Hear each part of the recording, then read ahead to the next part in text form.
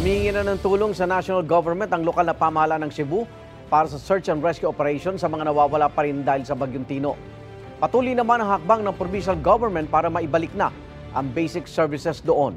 May unang balita live si Alan Domingo ng GMA Regional TV. Alan. Igan, pinangangambahan ng mga otoridad na tataas pa ang bilang ng mga nasawi habang nagpapatuloy ang search and rescue operation sa mga lugar ng Cebu na malubhang na pinsala ng Bagyong Tino.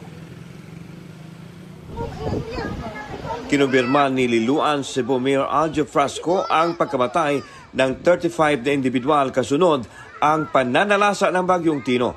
Inalod sila ng rumaragasang baha sa kasagsagan ng masamang panahon. Ang ilan sa mga nasawi ay pansamantalang inilagak sa punerarya ng Liloan. Ang inang ito isinalaysay kung paano nahiwalay sa kanila ang kanyang 5 taong gulang na anak na tinangay ng baha. Doon mi sa gaplon, pagdoon ako sa gaplon, nahayang man na ako ang papa. Sumuna na nawa ako anak, nabuyan. Pagbalik niya sa babaw, pagkatkat sa saging, habili na ako ang anak, wala na nakuha. Sa bayan ng Compostela, mayroon ding 15 ang nasawi at ang iba ay iniligay muna sa harapan ng kanilang Rural Health Unit o RHU. Sa video ni Marcelo Uano, makikita ang baha na umabot na sa bubong ng mga bahay. Sa Mandaue City naman, umabot na sa 12 katao ang nasawi dahil sa Bagyong Tino. Ayon kay Governor Pamela Baricuatro, humingi na sila ng tulong mula sa national government para sa search and rescue operations dahil naniniwala siya na mas marami pa ang natangay ng baha sa kasagsagan ng bagyo. Dagdag pa niya na nakatakdang bumisita dito si Pangulong Bongbong Marcos ngayong Biyernes.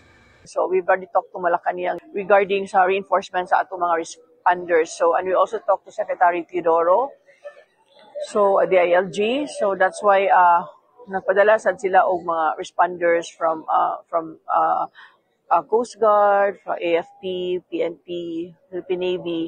Pinulong din ng gobernador ang mga stakeholder kabilang na ang energy sector, communications o telco, water utilities at iba pa para mas mapadali ang pagbalik ng basic services para sa mga tao. We want to restore power and water as soon as possible, aside from the ongoing rescue operations.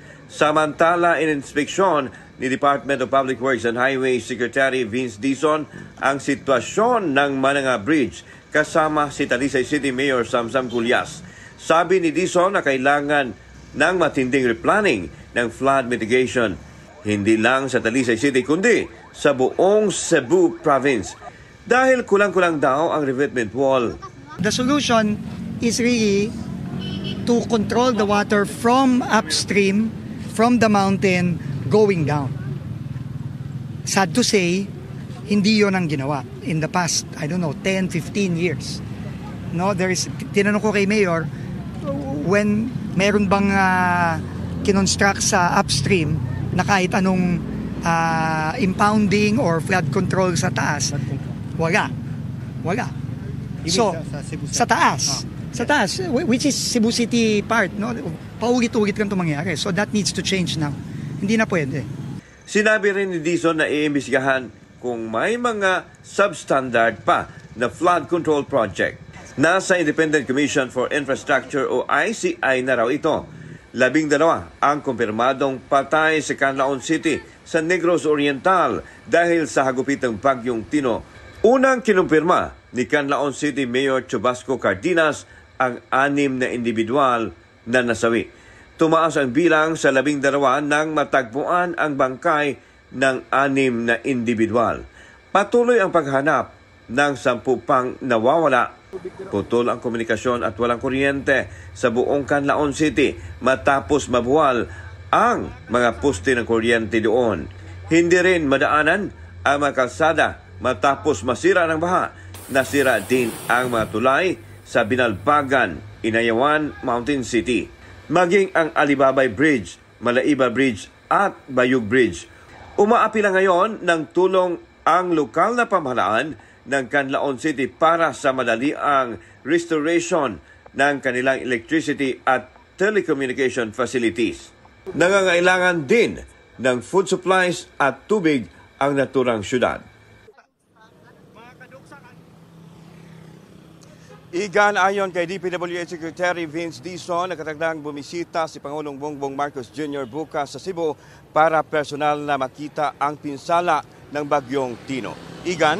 Maraming salamat, Alan Domingo ng GMA Regional TV. Ingat! Igan, mauna ka sa mga balita, mag-subscribe na sa GMA Integrated News sa YouTube para sa iba't ibang ulat sa ating bansa.